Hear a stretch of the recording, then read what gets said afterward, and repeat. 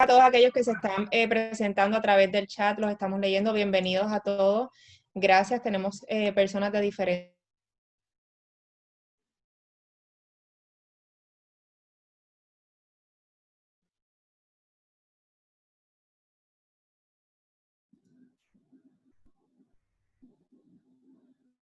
No.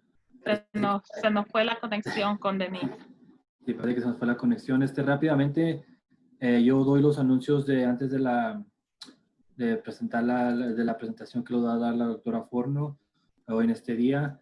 Muy rápidamente nomás, como dijo Denise, bienvenidos a todos al COVID-19 para América Latina, de infecciones.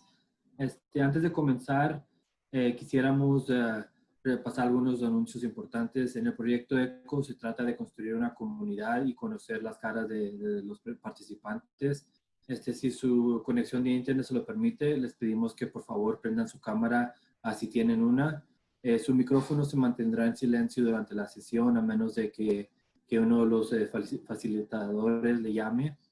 Por favor, utilice el cuadro de chat solo para enviar preguntas al equipo central o, como dijo Denise ahorita, para que ustedes estén todo lo posible para responder a las preguntas que se enviaron a través del chat y también del registro. Sin embargo, si no pudimos responder a su pregunta hoy, unas a nosotros para otra sesión futura. También se les invita a abstener de responder a las preguntas dirigidas al equipo central a menos de que se les solicite.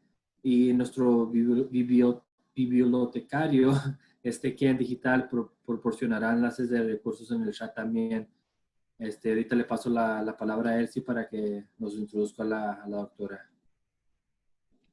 Claro que sí, pues el día de hoy tenemos con nosotros a una invitada muy especial. Tenemos a la doctora Forno. La doctora es médico y cirujano general formada en Guatemala y ella completó su maestría en salud pública en Virginia, en Estados Unidos. La doctora Forno tiene más de 15 años de experiencia trabajando en investigación en organizaciones y misiones médicas y desarrollo, monitoreo y evaluación de programas de salud global con instituciones académicas, organizaciones no gubernamentales y ministerios de salud en varios países como en Turquía, Estados Unidos, Suramérica y Centroamérica y también República Dominicana. Desde el 2012, ella trabaja como asesora regional de VIH y tuberculosis y gerente de actividades para acuerdos cooperativos financieros financiados por el Plan de Emergencia para el Alivio del SIDA del presidente de Estados Unidos. Actualmente, ella labora en la Oficina Regional de Centroamérica y de los Centros para el Control y Prevención de Infecciones, el CDC, de Centroamérica. Desde el 2018, la doctora Forno lanzó los primeros proyectos de ECO, ITB y VIH en Centroamérica. Y ahora en día, pues al igual que todos nosotros, estamos laborando en el área de COVID y la tenemos a ella para ayudarnos con un poco de las guías más recientes, ¿verdad? Y esos cambios y todo lo que vamos a obtener la información sobre guías recientes, especialmente en este día, pues enfocados en el tema de hoy. Así que le paso la palabra a la doctora Diana Forno. Muy bienvenida y muchísimas gracias por aceptar esta invitación. Gracias, Elsie, y por la invitación y a todos los felicito por este ECO porque es muy importante todo lo que es control de infecciones y especialmente en esta época del COVID. Entonces, si me ayudan a pasar la presentación, Alberto. Hoy les traigo, solo que esté, ok, perfecto. ¿Me escuchan bien ahí? ¿Sí? Ok, perfecto. Entonces, de nuevo es un gusto estar con ustedes hoy y para transmitirles las consideraciones operacionales para trabajadores de salud expuestos al COVID-19. Esta presentación fue preparada por el equipo internacional de CDC en Atlanta y ha sido traducido al español por nuestra oficina de Centroamérica para diseminación de estos conceptos en Latinoamérica. De nuevo, como dice Elsie, pues los conceptos van variando día a día, es algo nuevo lo del COVID, así que tenemos que estar siempre atentos a lo que va cambiando. La próxima, por favor. La siguiente.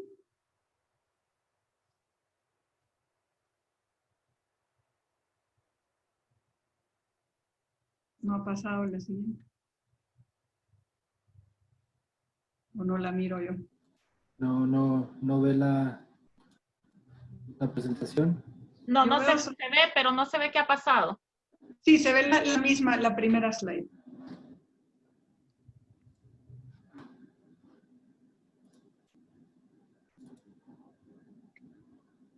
Ahí está. Perfecto. Entonces, en esta presentación voy a hablar de 4 puntos importantes, que son la revisión de evaluación de riesgo de los trabajadores en salud, luego el alto y bajo riesgo de exposición, consideraciones con recursos limitados y por último las estrategias de regreso al trabajo de trabajadores sospechosos o confirmados por COVID. Hay mucha información aquí en estas diapositivas, como van a ver, pero ustedes van a tener la presentación y la pueden revisar con tiempo detenidamente. Y también los enlaces de CDC pueden ustedes también ir revisando y las actualizaciones que se van dando poco a poco. La siguiente. Entonces empezamos con la revisión de evaluación de riesgo de los trabajadores. La siguiente. Los objetivos, entonces, de evaluar el riesgo son para permitir una identificación temprana de los trabajadores expuestos, también para cumplir el automonitoreo de síntomas y evitar que si están enfermos vayan a trabajar, y también para limitar la propagación del COVID dentro de los centros de salud. La próxima. Se debe entonces considerar varios factores al decidir una estrategia del manejo de trabajadores expuestos a COVID. La epidemiología de la comunidad, también la habilidad para mantener un nivel adecuado de personal para atender a todos los pacientes de cada centro de salud, el personal para realizar la evaluación de los trabajadores y acceso a recursos para limitar la carga en el monitoreo de todos los trabajadores de salud expuestos. La próxima. Ahora vamos a hablar un poquito de la diferencia entre alto y bajo riesgo de exposición en los trabajadores de salud. La próxima. Entonces, el monitoreo varía según el riesgo de cada trabajador. Si es alto riesgo, pues se asigna a alguien que esté llevando el control dentro de la clínica. Y si es bajo riesgo, entonces se hace un automonitoreo. Esa es básicamente la diferencia entre estos dos. Pero en ambos casos se van a hacer pruebas al desarrollar los síntomas y vamos a ver estos en detalle. La próxima. Entonces, la exposición de alto riesgo se da en 3 situaciones. La primera es contacto cercano con una persona con COVID en la comunidad. Hay que notar que este contacto cercano va a ser alguien que vive en la misma vivienda, por ejemplo, o si se tuvo contacto físico directo con una persona diagnosticada con COVID o con sus secreciones infecciosas sin guantes o estando a 1 metro por unos 15 minutos o más en una persona infectada. Entonces esto es lo que se dice que es un contacto cercano. Luego, la otra manera de exposición de alto riesgo sería proveer atención directa a un paciente con COVID. Por ejemplo, ahí hay ejemplos, examen físico, atención de enfermería, etcétera. Y no se utilizó un equipo de protección personal o no se realizó higiene de manos, ese es el otro. Y por último, tener contacto con secreciones infecciosas de un paciente infectado o el ambiente de atención a estos pacientes contaminados sin haber utilizado el equipo de protección personal o la higiene de manos. Entonces, estos son como las situaciones para definir el alto riesgo. La próxima. Ok, entonces los trabajadores en salud con alto riesgo, que ya explicamos, tienen que estar entonces restringidos de trabajar, estar en autocuarentena y continuar monitoreo activo de síntomas por 14 días después de la fecha de la última exposición. Si el trabajador de salud desarrolla fiebre o síntomas, entonces deben de recibir evaluación médica y la prueba de COVID. Si esta prueba es negativa, permanecer fuera de trabajo Y si permanece asintomático, ya puede regresar a trabajar después de los 14 días de periodo de monitoreo. Esto es en general, pero vamos a ir viendo también más adelante las nuevas actualizaciones de cómo regresar al trabajo. La próxima. Este es un formulario de monitoreo activo para los trabajadores que están asintomáticos, pero con alto riesgo de exposición. Es para que lo tomen como un ejemplo. Ahí está la página web que lo pueden copiar del CDC. Y entonces pueden ahí ir viendo las descripciones. Es un ejemplo que ustedes pueden usar en sus centros de salud o clínicas para ir llevando el control del riesgo de los trabajadores que están en alto riesgo, pero asintomáticos. La próxima. Ok, ahora luego la definición del bajo riesgo son todos esos los casos que no cumplen con el criterio que ya dijimos de alto riesgo de exposición. Y es decir, si fueron interacciones breves con pacientes que estaban infectados, ya sea en el hospital o también de la comunidad. La próxima. Los trabajadores entonces de salud con bajo riesgo también tienen que estar, pueden trabajar durante los 14 días después de la última exposición, pero preferiblemente se le va a asignar a la atención de pacientes COVID y debe realizar un automonitoreo por lo menos 2 veces al día y irlo monitoreando y documentando. Si el trabajador de salud desarrolla fiebre o síntomas, entonces ya no debe de reportarse el trabajo, avisar a su punto de contacto designado en el sitio de trabajo y ser registrado de trabajar hasta que la evaluación médica y la prueba de COVID sea realizada. La próxima. Este también, entonces, es una herramienta que pueden usar. De nuevo está en el sitio del CDC. Y aquí pueden ir llenando el automonitoreo para los trabajadores de salud asintomáticos que tienen bajo riesgo a la exposición. La próxima.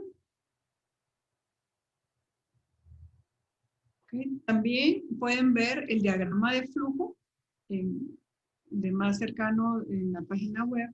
Pero aquí les mencionan un poco qué hacer en cada situación cuando tenemos a un paciente que ha sido, que ha estado en riesgo, si tiene síntomas o no, si es de alto riesgo o de bajo riesgo y qué hacer en cada instancia. Y cuándo ya hacer los exámenes y el manejo. La próxima. Ahora en cuanto a las consideraciones cuando los recursos son limitados. Vamos a hablar de este tema ahora, pase la próxima. Ok, entonces aquí vamos a explicar algunos escenarios que pueden ocurrir cuando los recursos son limitados y supone retos para implementar las guías, incluyendo consideraciones de cómo otras clínicas con recursos limitados han manejado con estas limitaciones. Porque sabemos que no todas las clínicas van a tener personal de salud que pueda llevar todo este monitoreo de todos los trabajadores en riesgo. La próxima. Okay. Entonces, en situaciones donde no es posible identificar a todos los trabajadores de salud que han sido expuestos, se debe enviar una comunicación general a todo el personal de la clínica. Esto, por ejemplo, se da mucho en lugares donde tal vez trabajan a largas distancias, en áreas rurales, y que no pueden ir a hacer el monitoreo a estas personas. Entonces, se manda un comunicado con todo lo que es el riesgo de exposición, localización de la clínica, la fecha, tiempo de exposición y con todos los datos para que las personas tengan las instrucciones de que si hay una exposición, qué deben de hacer y cómo manejar. La próxima. En estos lugares donde es imposible de evaluar, también hay que enfocarse entonces en identificar al personal que tiene un alto riesgo, como lo habíamos mencionado. Y entonces se enfoca uno en esta transmisión que es más severa. Por ejemplo, si tenemos trabajadores que han sido expuestos en una clínica después de algún procedimiento de generación de aerosoles, sin el uso de equipo de protección personal apropiado. La próxima. Entonces sabemos que hay escasez a veces de personal que limita la habilidad para implementar todas las restricciones de trabajo. Y en el caso también de clínicas pequeñas, donde si se enferma uno, pues ya no hay clínica, todos esos tipos de clínicas, entonces hay que buscar otras formas de hacerlo. Entonces aquí hay que realizar búsqueda de contactos y evaluación de riesgos, si fuera posible, y el monitoreo activo también, o automonitoreo, dependiendo del nivel de riesgo de exposición. En este caso, el personal expuesto puede todavía continuar trabajando si están asintomáticos. Y mientras usen una mascarilla médica para evitar la escasez del personal crítico. La próxima. En lugares donde hay transmisión comunitaria que ya es generalizada, entonces las clínicas deben fortalecer todas las demás prácticas de control y prevención de infecciones. Ya las conocerán ustedes, todas las precauciones estándares, higiene de manos, distanciamiento, y todos los trabajadores de salud deben reportar cualquier exposición que tengan. También tienen que tener al personal automonitoreándose todo el tiempo por fiebre y síntomas. Y hay que recordarle al personal que si tiene síntomas, pues que no se presenten a trabajar. Y cuando los recursos estén disponibles, instruir al personal de usar la mascarilla médica todo el tiempo dentro de la clínica y no solo cuando estén en exposición viendo pacientes, sino que todo el tiempo cuando estén adentro de la clínica. La próxima. Sabemos que hay muchos lugares que tienen poca disponibilidad de pruebas, aunque los trabajadores de salud sintomáticos siempre han sido priorizados para las pruebas, porque tienen mayor riesgo en la comunidad. Y cuando no hay pruebas disponibles, los trabajadores de salud sintomáticos han sido manejados también como que fueran potencialmente infectados por el COVID. La próxima. Ahora vamos a ver lo que son estrategias de regreso al trabajo para trabajadores que han sido sospechosos o confirmados con COVID. Esta es una parte un poco nueva que han agregado en las guías de CDC. Y entonces vamos a ver en la próxima.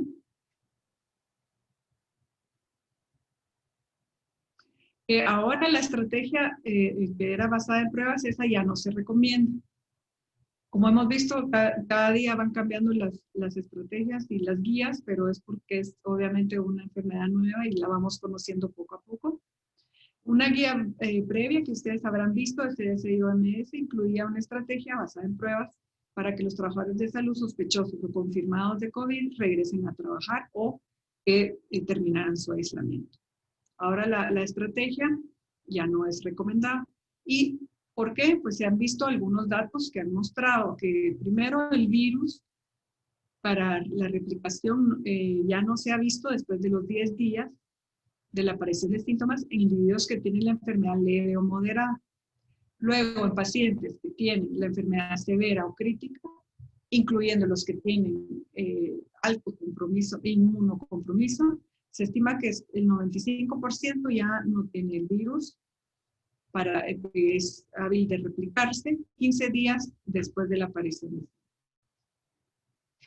Y lo otro es que se ha visto que mientras que algunos individuos pueden continuar eliminando ARN de su cuerpo, es decir, que las pruebas pueden salir positivas, la mayoría de los casos ya no son infecciosos. Entonces, según estas últimas pruebas que se han visto, en base a esto, entonces no se recomienda ya basarse solo en las pruebas para regresar al trabajo. Entonces, la próxima. Ok, entonces los trabajadores de salud con enfermedad leve o moderada que no están inmunocomprometidos pueden regresar a trabajar cuando ya han pasado por lo menos 10 días desde el primer síntoma que apareció. También que por lo menos 24 horas han pasado desde la última fiebre, sin uso de algún medicamento, obviamente, para bajar la fiebre, y que los síntomas, como tos o dificultad para respirar, han mejorado. Entonces, estas son las condiciones que ahora se piden para que el trabajador con enfermedad leve o moderada pueda regresar al trabajo. Y de nuevo pueden ver en estos sitios, en los enlaces que les estamos compartiendo para ver un poquito más acerca de todas estas nuevas estrategias. La próxima.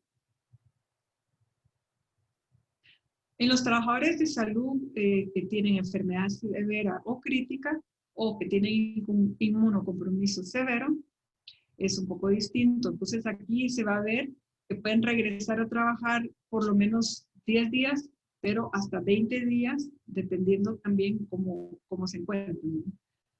Por lo menos 24 horas han pasado de la última fiebre, como en el primer caso. Los síntomas también han mejorado y considerar consulta con expertos de control de infecciones. Esto se va a basar más en cada caso según qué tipo de enfermedad tengan o qué tipo de enfermedad tuvieron. Y ahí también está el enlace para que lo puedan ver. Próximo. Los trabajadores en salud que no están severamente inmunocomprometidos y estuvieron asintomáticos durante su infección pueden regresar a trabajar cuando por lo menos 10 días han pasado desde la primera fecha en que el diagnóstico fue positivo. Y los que están severamente inmunocomprometidos, pero estuvieron asintomáticos durante su infección, pueden regresar a trabajar por lo menos desde 10 días hasta 20 días hayan pasado desde su primer diagnóstico positivo. La próxima. Ok, CDC y OMS recomiendan a todos los trabajadores de salud usar una mascarilla médica para el control universal para evitar esta transmisión, ¿verdad?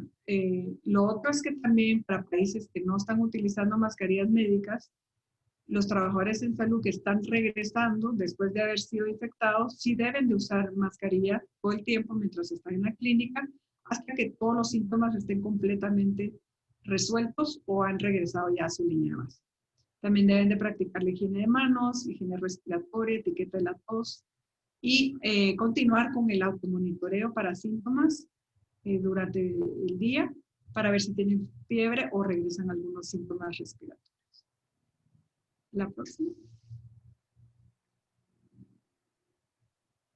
Hay algunas otras consideraciones adicionales. Los países pueden optar por seguir utilizando un algoritmo de pruebas de laboratorio como parte de los criterios para liberar a las personas infectadas del aislamiento.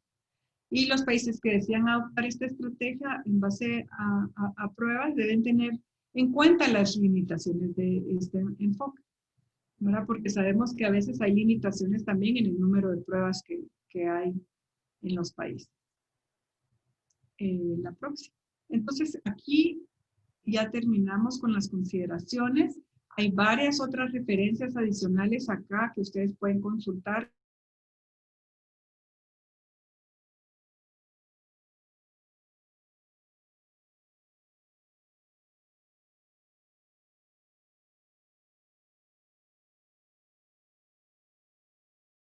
Vamos a hacer un ejercicio para ver que todavía estén todos despiertos aquí conmigo.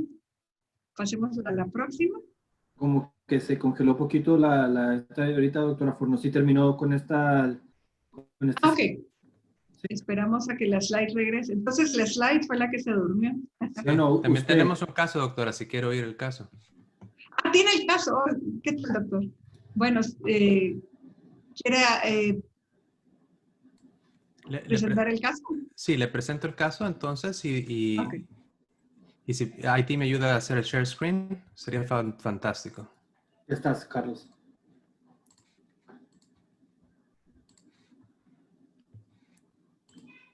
Ok, tenemos el paciente, doctores, y para todos los participantes, el paciente es un médico cirujano general de 39 años de edad. Él se presentó inicialmente a la emergencia con 10 días de síntomas, los síntomas que él presentaba al momento de la consulta. Él tenía 5 días o fiebre que inició el 5º día. La fiebre era en promedio más o menos 38.6, disminuía únicamente con antipiréticos. Además de fiebre, tenía tos seca. No tenía disnea significativa, pero sí tenía ortopnea. No tenía disnea paroxística nocturna ni otros síntomas de falla cardíaca. Tenía un dolor opresivo retroesternal no solamente retroesternal, sino también un poco al lado izquierdo. No estaba relacionado con el ejercicio. La intensidad era 7 de 10, no era un dolor irradiado y mejoraba con el reposo. Tenía además anosmia y ageusia. Tenía congestión nasal, rinorrea un poco y goteo postnasal. Él inició empíricamente levofloxacina de 750 miligramos al día 7, es decir, 3 días antes de la consulta, sin mejoría de los síntomas. Tenía mialgia, cefalea, náuseas, pero no tenía vómitos. Al día 7, él tuvo una prueba de PCR que salió positiva. Él solía ayudar con el manejo de pacientes de COVID-19 en su país antes de que iniciara estos síntomas. En la sala de emergencia, el paciente tenía un pulso de 70 por minuto, estaba febril, tenía saturación de 92 a 93%. Él decidió no ingresarse al hospital y siguió simplemente monitoreo en casa. 24 horas después de esto, gracias a Dios, sus síntomas mejoraron. Él mejoró clínicamente. A los pocos días, sus linfocitos, que estaban un poco bajos, en el momento de la emergencia mejoraron y la PCR estaba baja. La fiebre cesó prácticamente el día 11. Él no tenía fiebre. Al día 12 o 13, él consultó como seguimiento por telemedicina con su médico primario. Y la pregunta que él tenía para el médico primario, que es la que tengo para ustedes: ¿cuándo puedo regresar a trabajar? Ok. Unas preguntas primero. Tú mencionabas que él es cirujano. ¿Él estaba trabajando directamente con pacientes COVID cuando se enfermó? Sí, unas semanas antes o unos días antes, él estuvo trabajando directamente con pacientes con COVID-19. Lo que sucedió es que al pico de la pandemia en su país natal, los médicos cirujanos los colocaron a ayudar a los médicos internistas y a los hospitalistas en las áreas de COVID-19, y ahí fue como él estuvo tratando pacientes con COVID-19. Ok. Y la otra pregunta sería, cuando él regrese a trabajar, ¿en qué área va a trabajar? ¿Va a seguir tratando pacientes COVID-19 o qué tipo de paciente va a tratar? Él no va a estar tratando pacientes con COVID-19, al menos al momento de la consulta. Dijo de que su hospital pues ya lo había regresado de las áreas de COVID y estaba ya en su propio campo, estaba trabajando en cirugía general. Entonces, las cosas pues eso podía cambiar, pues, pero lo que él pensaba que iba a regresar, o cuando él iba a regresar a trabajar, iba a regresar a trabajar a su clínica de consulta externa, a las áreas de emergencia relacionadas con cirugía general y a iniciar pues sus cirugías electivas. Ok. Entonces eso es importante, ¿verdad? Ver primero en dónde va a ir a trabajar para decidir también cuándo va a regresar. Vemos que él entra de entre los trabajadores en salud sintomático y que tuvo enfermedad moderada, ¿no? No estuvo hospitalizado. Entonces, lo que hay que ver es que hayan pasado por lo menos 10 días desde el primer síntoma. Dices que lleva 12 días, entonces en ese área cumple los días, pero también hay que ver que por lo menos lleve 24 horas de no tener fiebre, y ahí mencionas que está febril. ¿Él todavía está febril? No, él dejó de estar febril más o menos al día 11. El día 11 tal vez fue su última febrícula, porque no fue fiebre arriba de 38. Fue alrededor de 37.8 en el día 11, el día 2. Ok, entonces desde el día que esté a febril, contar 24 horas después, para que ya también cuente en eso. Y los síntomas, ¿verdad? ¿Tiene algún otro síntoma él respiratorio? No, solo lo que mencionaba, que eran más o menos pues la tos. Él tuvo bastante dolor opresivo ¿Sigue con tos? Él no tenía tos. Ya para el día 12 ya no había tos. Y me gustaría también poder abrir la sala a los participantes, a ver si ellos tienen más preguntas, porque esta es parte del proceso, ¿verdad?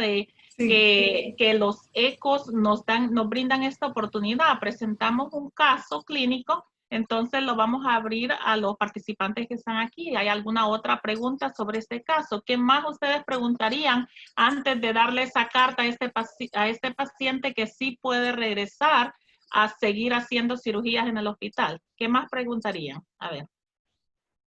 Quiten su micrófono, abran su cámara, y pueden preguntar, por favor. Queremos participación de la audiencia.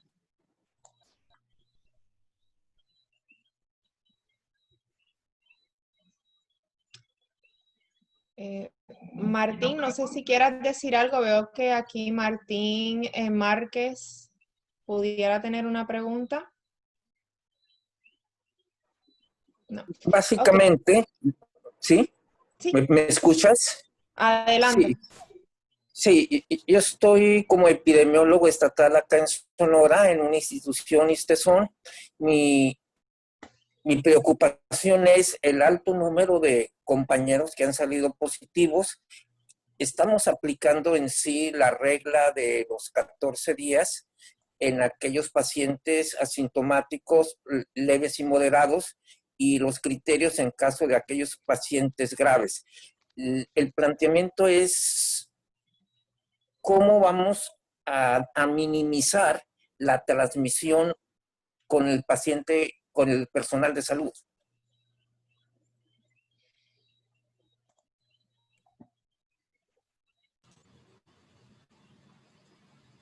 Bueno, ¿usted dice cómo van a minimizar la transmisión? Sí. Entre los trabajadores de salud. Sí, primero hay que tener un buen plan de control y prevención de infecciones, y dependiendo del centro de salud o clínica, tiene que tener una persona que esté dirigiendo, monitoreando este plan de control de infecciones para asegurarse que todos los trabajadores de salud están siguiendo esas líneas. Entonces, lo primero es eso, tener un plan, tener una persona que es el punto de contacto para este plan, para implementar este plan de control y prevención de infecciones. Y luego tener herramientas para monitorear todo los síntomas y la exposición de todos los trabajadores de salud de su centro o clínica. O sea, lleva un montón de trabajo, por eso mencionaba yo que hay diferentes formas de hacerlo, ¿verdad? Si usted tiene todo el personal, pues bueno, que pueda tener una persona encargada de todo. Pero si no, hay que educar a todos los trabajadores de salud para que haya automonitoreo y ellos mismos lleven sus controles dependiendo si han tenido exposición y luego de sus síntomas. Entonces hay dos formas de hacerlo, bueno, ya sea con una persona o el automonitoreo de todos los trabajadores de salud. Así es una forma de ir viendo que están cumpliendo con el plan de control de infecciones. Muchas gracias. Si puedo agregar a lo que la doctora Forno mencionaba, y esto va más, no tanto al nivel institucional y el nivel de protocolos, pero más un poco más al nivel personal. Los trabajadores de salud, hay varias formas como los trabajadores de salud pueden contagiarse, digamos, con el COVID-19. Una de las formas, pues claramente es al estar tratando pacientes con COVID. Pues en alguna razón el PPE estaba movido, uno se tocó de forma distinta, etcétera, etcétera. Esa es una forma. Otra forma es también durante las interacciones que uno tiene en el hospital. Por ejemplo, si uno utiliza mascarilla cuando está con otras personas dentro del hospital, o interactuar con otras personas en el hospital, también eso es importante. Y lo tercero es con la comunidad. Con nosotros, los médicos, los trabajadores de salud, enfermeras y demás, también pues tienen, o tenemos casas, tenemos familia. Y al estar expuestos, digamos, o interactuar en la comunidad, también nosotros podemos contagiarnos de COVID-19 dentro de la comunidad. Entonces, esas son las cosas importantes que uno tiene que seguir si uno está en la comunidad. Por ejemplo, siempre mantener distanciamiento social, mascarillas, siempre que interactuamos con otras personas que no están dentro de nuestro núcleo familiar, lavarnos las manos, etc. igual es con las interacciones que uno tiene con los otros miembros del personal de salud. Es decir, digamos, yo salgo del área de mi trabajo, me voy con otros trabajadores de salud que son mis amigos y demás, siempre mantener distanciamiento social, mascarillas, lavado de manos, etc. Y pues, y por último, mantener todos los protocolos para prevenir infecciones si estamos tratando pacientes con COVID o potencialmente con pacientes que tienen COVID. Claro Muchas que sí. gracias. Gracias, Carlos, por esa Gracias. explicación. Debo recordarles, por favor, que dentro del chat, Alberto ha colocado el link, el enlace para poder completar la evaluación y ahí entonces pueden tomar su certificado. Por favor, es bien importante para nosotros, para todo el equipo, que ustedes puedan completar la evaluación. De ahí podemos sacar información bien valiosa para poder seguir implementando diferentes temas en nuestros ecos semanales. Tenemos otra pregunta también de Lilian Ramírez. Lilian, no sé si quieras, por favor, quitar el micrófono y hacerle la pregunta directamente a la doctora. Sí, buenas noches desde aquí de Puerto Rico. Saludos. Saludos. Nosotros hemos tenido empleados que han sido contagiados, se han recuperado, pero en su hogar han tenido familiares que siguen dando positivo para el COVID. En ese caso los detenemos en el hogar. No les recomiendo que regresen. Sí, lo que hay que hacer con estas personas, esos trabajadores de salud que continúan con riesgo, es tener un poquito más de cuidado cuando regresan al trabajo. Es decir, si ellos no tienen síntomas, los tratamos de nuevo según el algoritmo que les enseñé. Entonces, si ellos no tienen que estar sin síntomas, tienen que llevar su autocuido, es decir, tienen que llevar su monitoreo de si empiezan otra vez con síntomas, porque el riesgo lo tienen. Entonces, y si es riesgo alto porque es alguien cercano en su hogar, se tienen que cuidar más. Es decir, usar la mascarilla todo el tiempo dentro del trabajo. Aunque sea, si normalmente dentro de su trabajo no usaban mascarilla porque tal vez están solo en el triage, atrás de una ventana y no tienen riesgo y no tienen que usar la mascarilla, ahora sí la usan, porque sí tienen el riesgo todo el tiempo en casa. Entonces, esas personas tienen que llevar su automonitoreo, tomarse la temperatura en el trabajo por lo menos 2 veces al día y llevar más el lavado de manos, distanciamiento y asumir de que están en el riesgo y que podrían tener la infección otra vez también. Y yo no sé si volvemos al caso, yo me quedé a medias de contestarle al doctor. Nos quedamos a mitad del caso. Nos quedamos a mitad. Solo para terminar con el caso, analizando de que las 3 cosas que los 3 requisitos que debería de llenar para regresar al trabajo sería que han pasado 10 días, más de 10 días, y eso sí lo cumple, que por lo menos tenga 24 horas de que pasó la última fiebre, dijimos, creo que le faltaba un día más para cumplir eso, y el tercero, que no tuviera ningún síntoma más de tos o dificultad para respirar. Entonces, si él llena esos requisitos y solo tuvo una enfermedad leve moderada, puede regresar a trabajar. Pero lo otro es que debe de tener, si va a regresar él a hacer cirugías y no va a trabajar con pacientes COVID, sí tendría que solo tener más cuidado, y siempre lo que dicen al regresar es que estas personas se cuiden más, o sea, usen más la mascarilla médica y el lavado de manos y el distanciamiento y sigan haciendo el autocuido, ¿verdad? De tomarse los síntomas y ver que no regresen los síntomas. Perfecto. No sé si alguien más quiere comentar algo más o si han tenido casos similares. Había una pregunta de José García. No sé si José García quiere preguntar algo.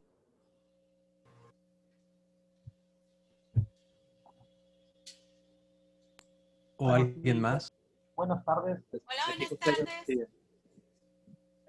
Tengo una pregunta nada más respecto a cuando el personal de salud debe volver a sus actividades laborales. ¿Es necesario volver a realizar alguna prueba diagnóstica?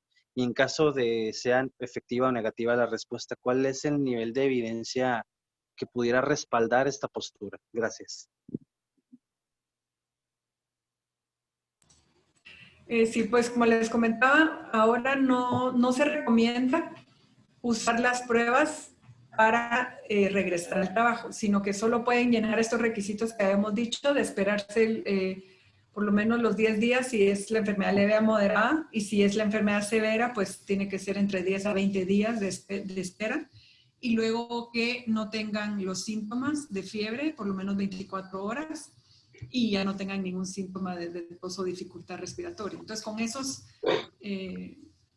esos requisitos ya no necesitan hacerse la prueba. Obviamente, si ustedes regresan al trabajo y luego empiezan con síntomas, y entonces se tienen que volver a hacer todo lo mismo, hacer la prueba y empezar de nuevo. O sea, se han visto algunos casos, muy pocos, pero han habido casos de reinfección o casos en que el paciente tal vez empieza leve moderado, cree que ya se curó, pero en los días más avanzados en la infección, entonces los síntomas se vuelven peores. Entonces sí hay que ir monitoreando a estos pacientes. Y creo que esa es una de las cosas más importantes que estamos viendo, porque el peso positivo en muchos pacientes hasta 2 meses después. Y ya no es necesario tenerlos ahí aislados todo ese tiempo, porque sabemos que ya ahora ya hay varios estudios que están arrojando muestras que ya no son infecciosos como lo son cuando tienen síntomas o 2 días antes de presentar los síntomas. Es cuando más infecciosos son.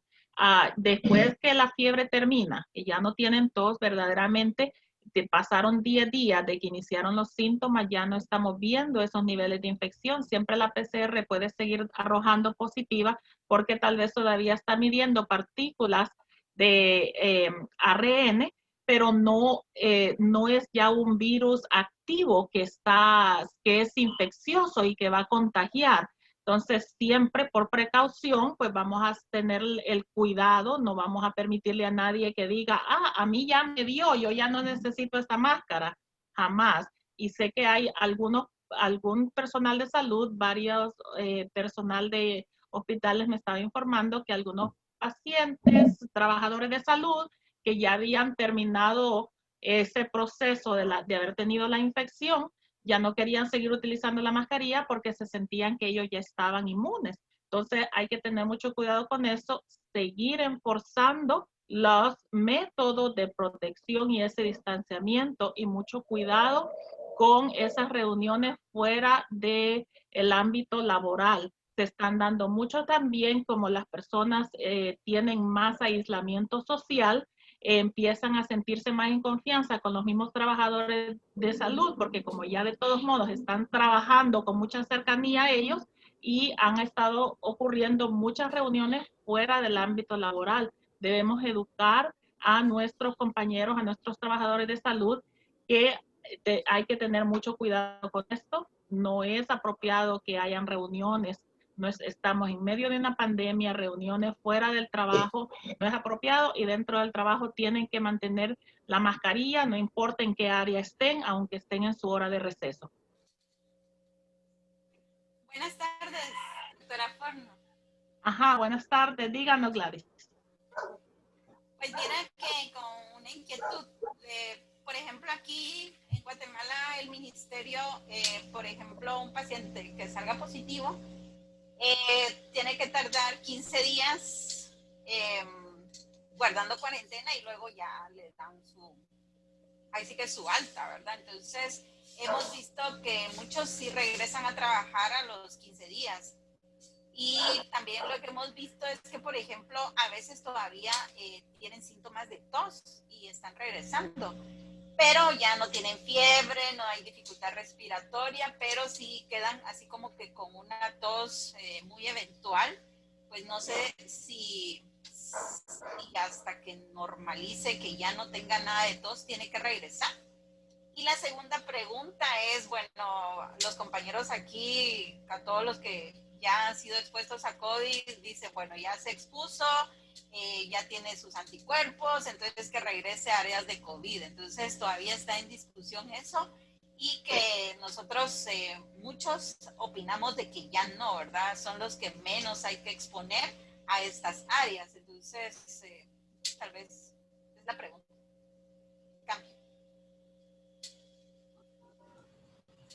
Sí, gracias, doctora.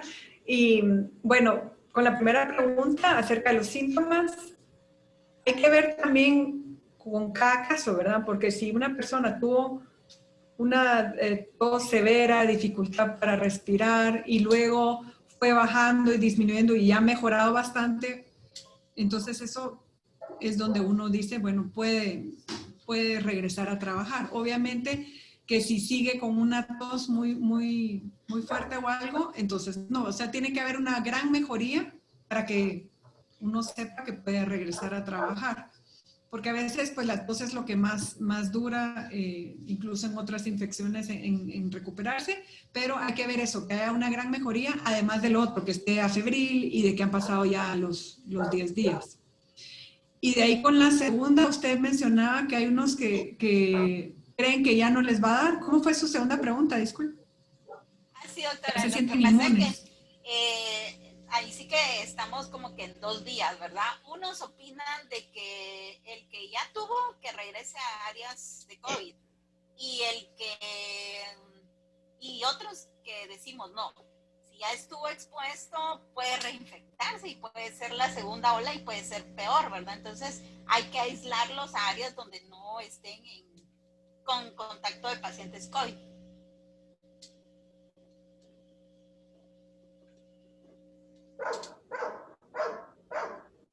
Sí, eso es a veces controversial, ¿verdad? Ver porque, como les decía, la reinfección no se ha comprobado que sea algo muy frecuente tampoco. Entonces, lo que se piensa es que si alguien está saliendo de la enfermedad, es bueno, está bien que ingrese de una vez con pacientes COVID, o sea, regrese a trabajar con los pacientes, pero siempre manteniendo la distancia, su mascarilla y todo eso, ¿verdad?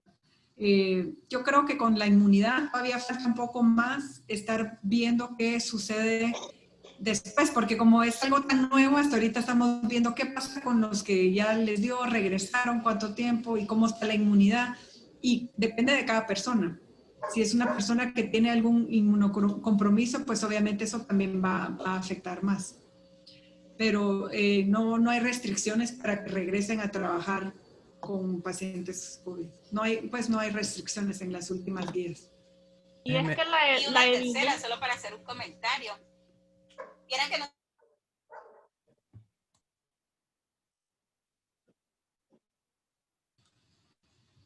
Se cortó, doctora, ya no le oí.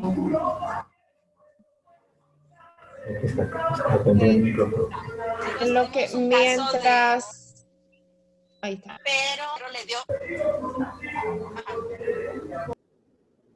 A ver.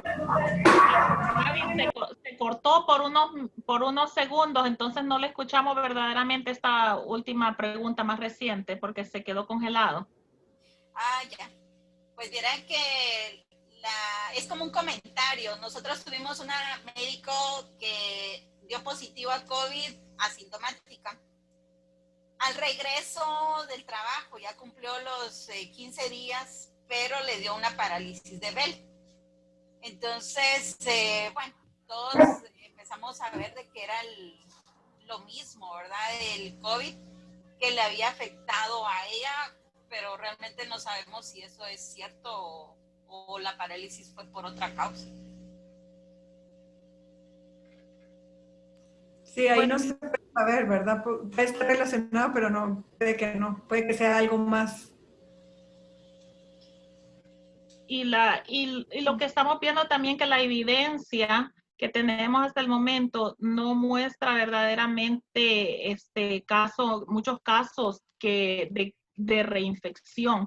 Entonces, han habido solamente 2 publicaciones de casos únicos y en uno de esos casos verdaderamente habían hecho la prueba genética del virus y había una diferencia en la cepa con la que se había reinfectado el paciente. Entonces, no tenemos suficientes pruebas ahorita para poder decir que las personas sí se van a reinfectar, especialmente si está reciente a la infección.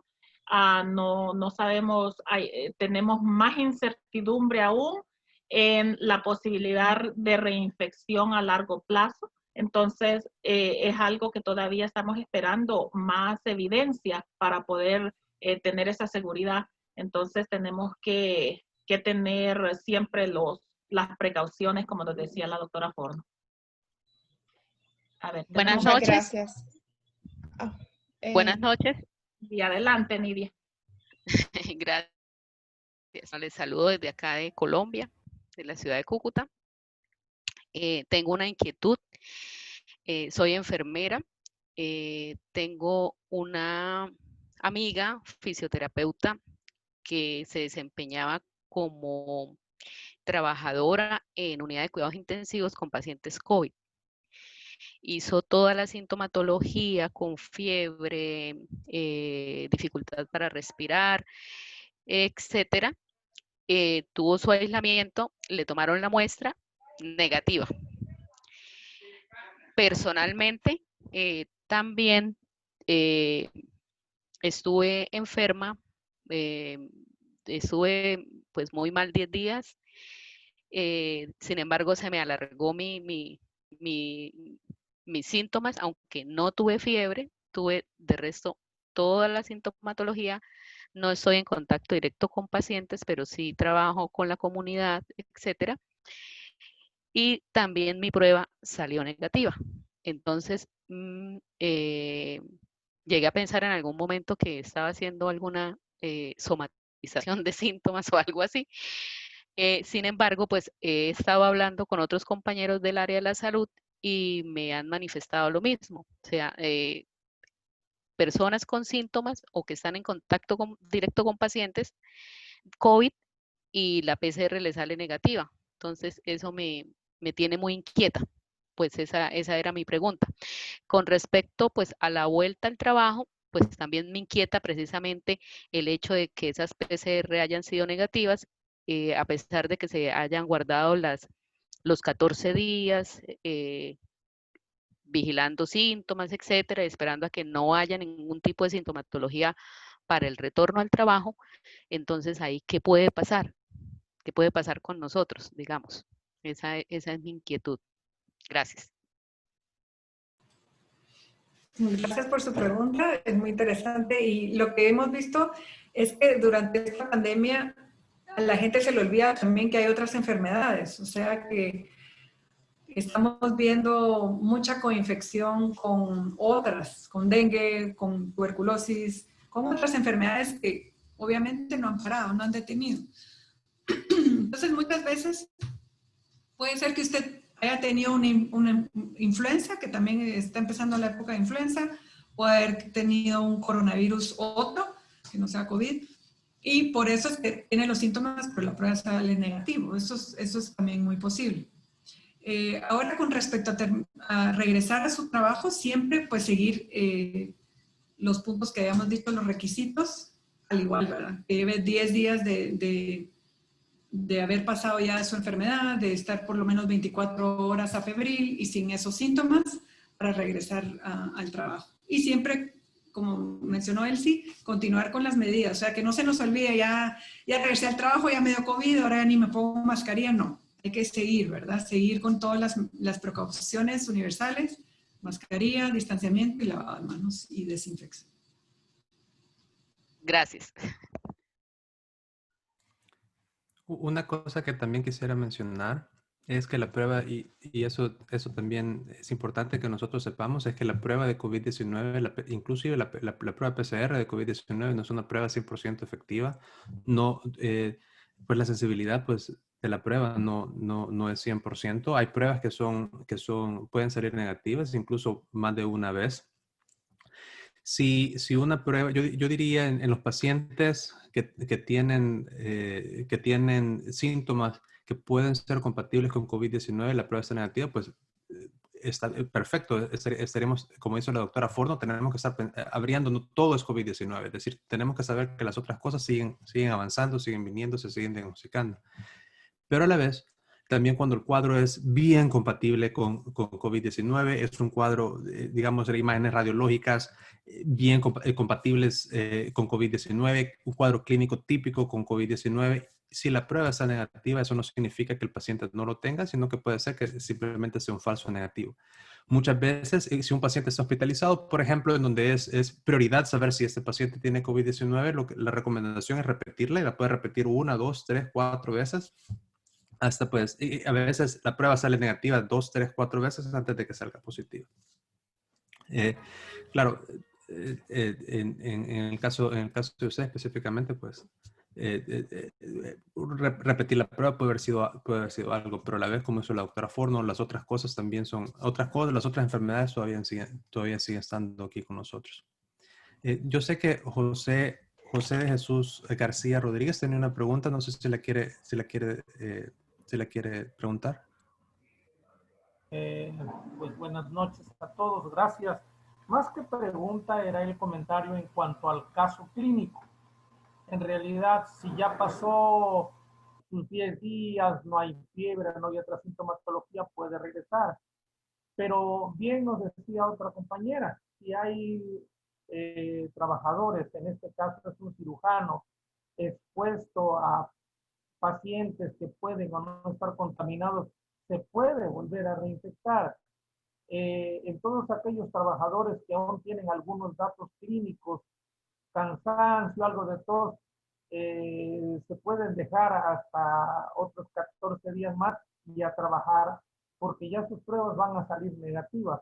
Pero hay pacientes que aunque su crisis haya sido moderada, como en el caso que nos presentaron, habría que ver en qué condiciones queda antes de mandar a un trabajador a su centro laboral.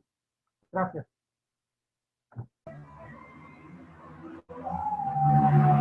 Muchas gracias. No sé si Denise tenía alguna pregunta del chat o de otros miembros. Tenía acá lo de José, tenía a Nidia que ya le contestamos. No sé si alguien más tiene alguna pregunta. Buenas noches. Carlos, adelante. Sí, muy buenas noches. Mi nombre es Carlos Lozano, soy médico de Colombia, del departamento de Cundinamarca. Pues quería hacer una pregunta con respecto, aquí nosotros, el Instituto Nacional de Salud estableció unos parámetros con respecto al seguimiento de los pacientes que a pesar que sean sintomáticos respiratorios y salen las pruebas negativas para RT-PCR, aquí se tenía, digamos, el consentimiento de realizarse las pruebas a las 72 o incluso al quinto día de sintomatología respiratoria, a pesar de que que los exámenes iniciales se salieron negativos, se permitía hacer una prueba de seguimiento, ¿sí? Una segunda prueba para verificar si esta era o no positiva o negativa, ¿sí? No sé si esa condición a nivel global se sigue utilizando. Y la otra pregunta es qué importancia, qué validez tienen las pruebas rápidas para hacer seguimiento de pacientes COVID-19, ¿sí? Y más especialmente en el ámbito de la salud, como un seguimiento de los pacientes que hayan tenido o que tengan sospecha de síntomas respiratorios COVID-19. Gracias.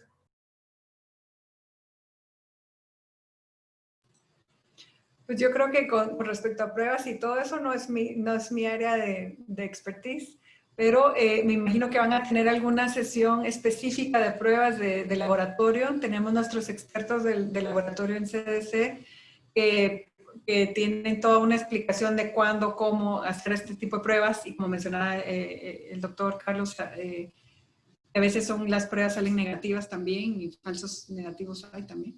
Entonces, toda esta cuestión yo creo que lo podemos hablar más en una sesión más de lleno, pero no sé si el doctor quiere agregar alguna otra.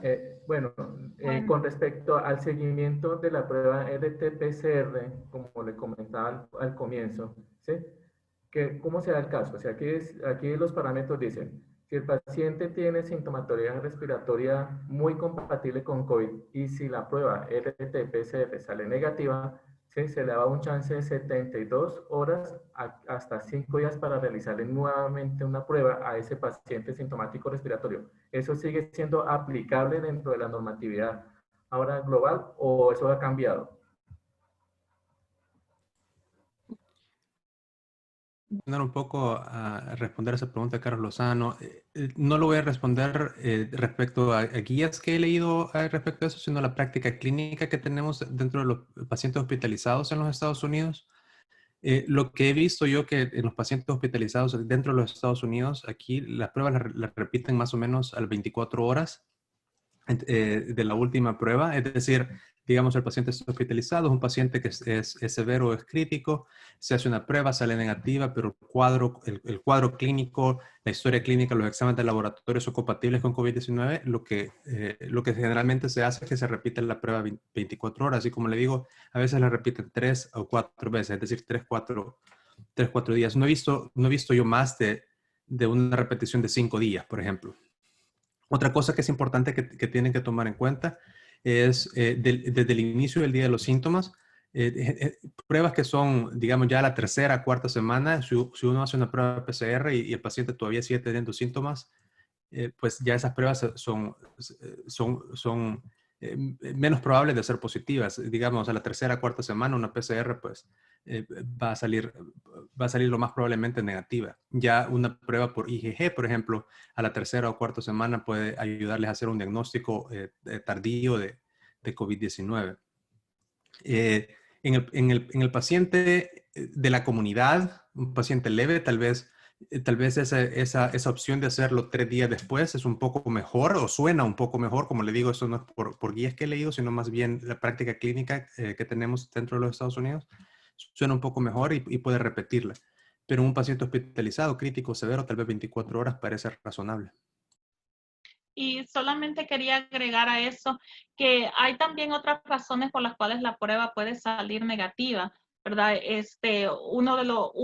Uno o más resultados negativos de la prueba no descartan COVID-19. Tenemos que recordar eso. El criterio clínico aquí es lo más importante. Los falsos negativos pueden darse por una variedad de causas. Por ejemplo, la mala calidad de la muestra. Puede ser que la muestra se recogió o muy tarde o muy temprano. Andaba buscando, pero no la encuentro ahora. En una futura sesión voy a ver si le identifico una gráfica que teníamos en donde muestra cómo al principio y al final hay más casos que son falsos negativos, mientras que aproximadamente 5 días después de la infección, que son 2 a 3 días después de empezar los síntomas, es cuando menos posibilidades hay de que los casos sean falsos negativos. Tenemos que tomar en cuenta también cómo se recogió la muestra.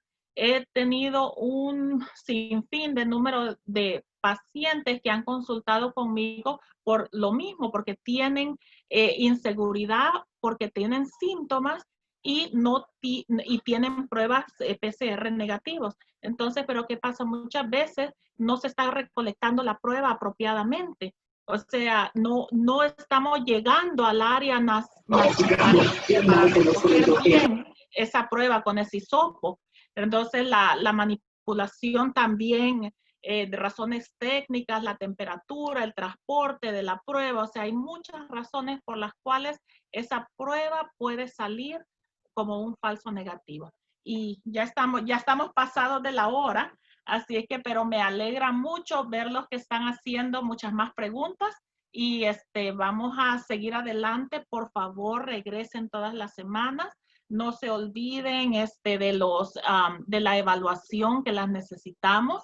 Y inviten al personal de salud con los que ustedes trabajan, por favor, inviten a esas enfermeras y médicos en las áreas en que ustedes laboran para que podamos construir esta comunidad de práctica y sigamos aprendiendo juntos. Adelante a mis compañeros para unas últimas palabras. Sí, gracias a todos nuevamente por haber estado presentes en el día de hoy. Si no pudimos responder a alguna de sus preguntas, por favor, únase a nosotros en una futura sesión. Nuestra próxima sesión se llevará a cabo el martes 15 de septiembre. También pueden unirse a nosotros este jueves 10 de septiembre para la sesión de América Latina, avances de COVID, y el lunes 14 para la sesión de COVID Eco América, sesiones interactivas y actualizaciones. Y visiten nuestro sitio web COVID-19 Project ECO para obtener actualizaciones e información de la sesión. Gracias a todos por haber asistido, gracias por su participación y gracias a la doctora Forno por esa excelente presentación y a todo el equipo de trabajo. Gracias y que tengan buenas noches.